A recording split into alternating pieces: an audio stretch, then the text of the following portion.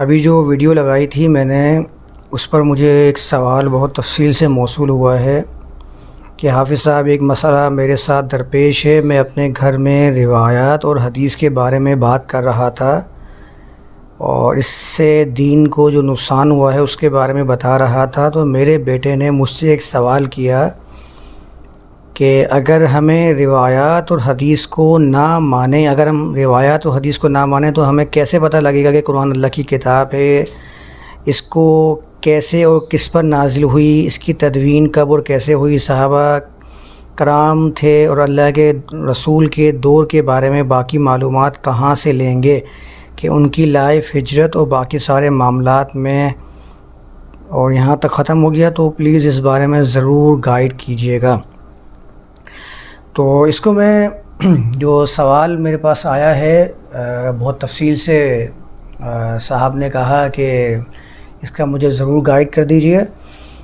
اور سوال وہی جو پہلے بھی ہم ڈسکس کر چکے ہیں کہ قرآن کو اگر ہم پیش کرتے ہیں تو سب سے پہلے ہمارے سامنے جو اعتراض پیش کیا جاتا ہے کہ بھئی آپ قرآن تو پیش کر رہے ہیں، لیکن پہلے قرآن کے آنے کا، اس کے لکھے جانے کا اور یہ کس پر نازل ہوا اس کے بارے میں یہ ساری معلومات فراہم کریں،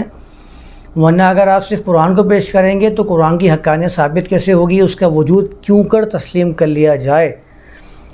تو بات سمجھنے والی یہ ہے کہ کیا قرآن نے کہیں پر اپنے حقانیت کو ثابت کرنے کے لیے تاریخ کا مطالعہ کرنے کی طرف رہنمائی فرمائی ہے یا نہیں؟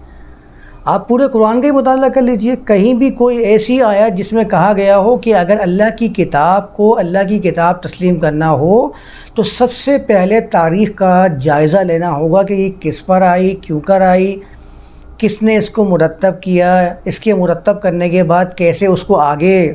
فارورڈ کیا گیا، جنریشن ٹو جنریشن کس طرح سے یہ چلتی ہوئی آئی۔ کیا قرآن نے کہیں پر یہ رہنمائی ہمیں بیان کی ہے؟ اگر قرآن نے کہیں یہ رہنمائی بیان کی ہو تو ہم بھی اس کی تحقیق میں لگ جائیں گے، ہم بھی اس تگ و دو میں لگ جائیں گے، پہلا نسخہ کون سا تھا، کس نبی کے اوپر یہ قرآن نازل ہوا، کس طریقے سے یہ قرآن نازل ہوا۔ ہر شخص کو اس کا ایک ریسرچ کرنے کا موقع دیا جائے گا کہ آپ ٹھیک ہے، آپ اگر اس کتاب کی تحقیق کر رہے ہیں تو آپ نبی کی تحقیق کریں، آپ صحابہ کی تحقیق کریں اور تاریخ کی تحقیق کر لیجئے۔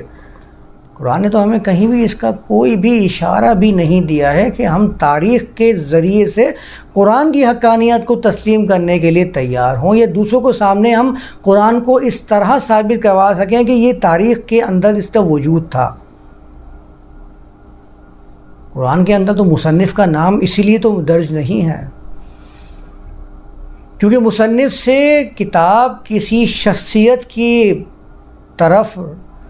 راغب کرنے والی ہو جاتی ہے۔ قرآن شخصیت کی طرف دعوت نہیں دے رہا ہوتا، بنیادی وجہ یہی ہے کہ لوگ ایسا نہ ہو کہ شخصیت کی تحقیق میں نکل کھڑے ہوں۔ قرآن تو فَبِہُدَاهُمْ اقتدی کہتا ہے کہ انبیاء کے تذکرے کرتا ہے، گائیڈنس کی وضاحت کرتا ہے کہ ہم نے ان کو گائیڈنس دی ہے، پھر نبی کو مخاطب کر کے کہتا ہے فَبِہُدَاهُمْ، آپ کا کام کیا ہو، ان کی ہدایت کے پیچھے پیچھے آپ چلیں۔ شخصیت کی طرف تو نبی کی رہنمائی بھی قرآن کی طرف سے نہیں کی گئی کہ آپ فلاں شخصیت کی تحقیق میں نکل کھڑے ہوں اور معلومات میں لگ جائیے کہ ان کی ذات کیسی تھی، ان کی ذات پر کیا کتاب نازل ہوئی تھی، ان کی ذات کے ساتھ لگے رہنے والے اصحاب کرام، ان کی زندگی سے ہمیں کیا ملتا ہے۔ کہیں ایسی کوئی رہنمائی موجود نہیں ہے۔ جب قرآن نے ہی یہ طریقہ کار اختیار نہیں کیا تو پھر ہم اس طریقہ کار کی بنیاد پر کسی بات کو ثابت کر کیسے سکتے ہیں؟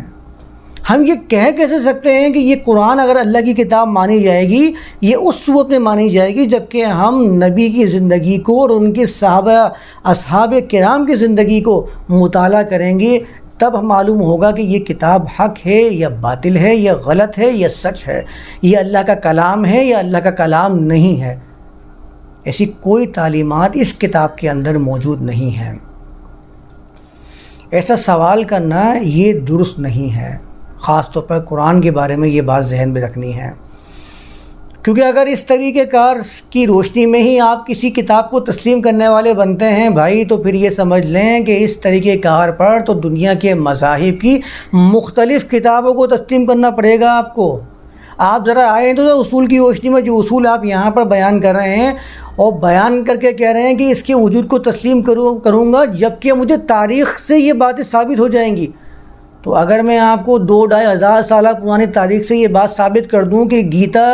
بھگوان کی دی ہوئی کتاب ہے، یا جو ہمارے ہاں بائبل موجود ہے یہ وہی ہے جو اللہ کی طرف سے نازل کی گئی تھی، اس پر 2000 سالہ تاریخ موجود ہے، اس تاریخ کے مدون کرنے والے بھی موجود ہیں جن کو متی بھی کہا جاتا ہے، جن کو مرکز بھی کہا جاتا ہے،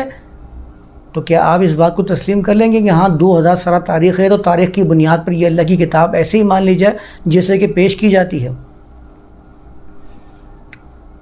تو تاریخ کی بنیاد پر تو اگر کتابیں تسلیم کرنے کی بات آ جائے گی تو تاریخ کے اندر تو جو بگاڑ پیدا کیا گیا ہے وہ بگاڑ کس سے ڈھکا چھپا ہے؟ آپ بھی کہیں نہ کہیں کسی نہ کسی کتاب کا انکار کر دیں گے، آپ صرف تاریخ کی بنیاد پر کسی چیز کو تسلیم نہیں کر سکتے۔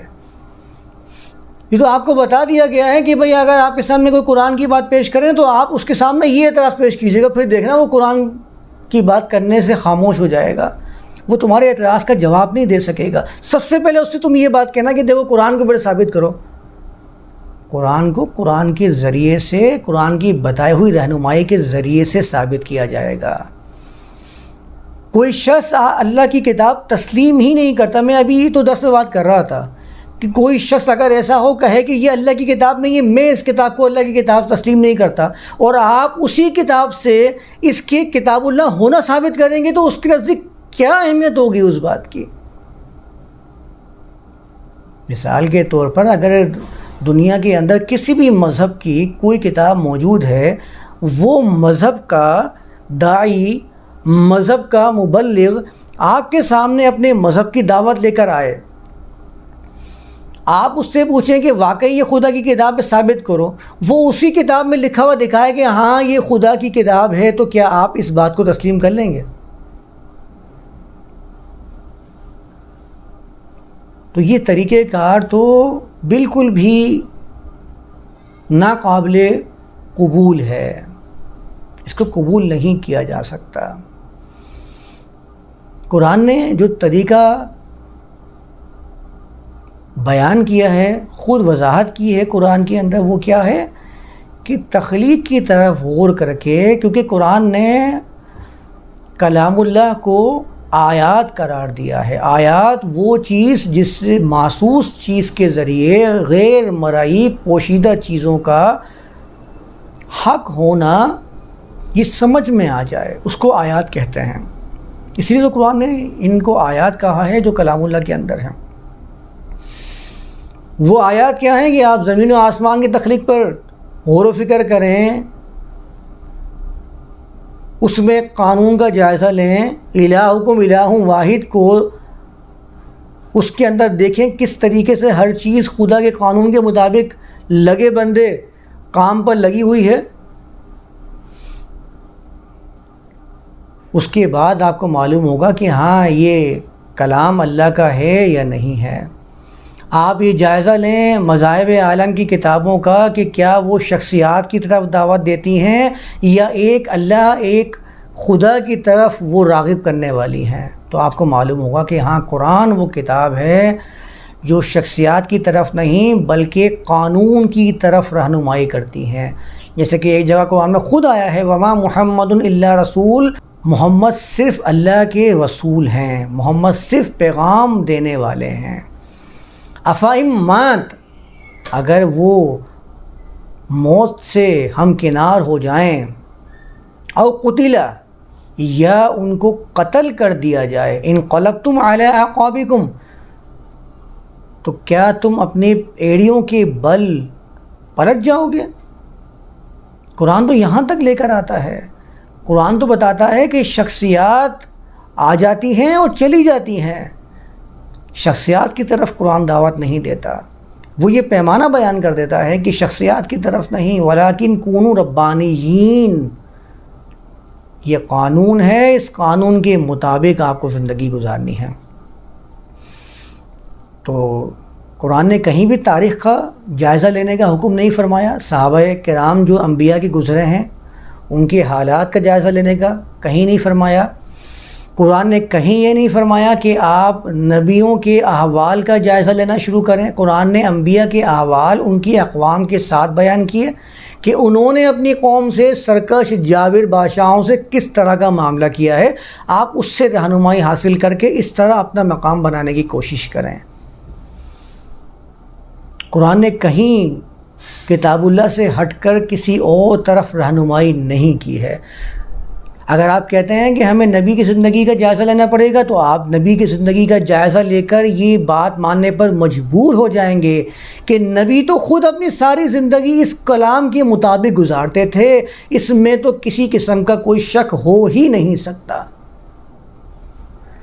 نبی تو روایت پیش کرتے ہیں نا، کہتے ہیں علیکم بسنتی،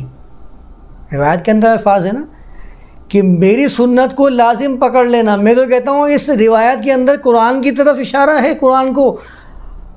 تھام کے رکھنے کا ہے۔ جب وہ خود کہہ رہے ہیں علیکم بسنتی تو رسول کی سنت کیا ہوتی تھی؟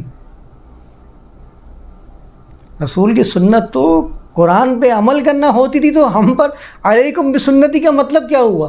علیکم بسنتی قرآن سے الگ نہیں ہے۔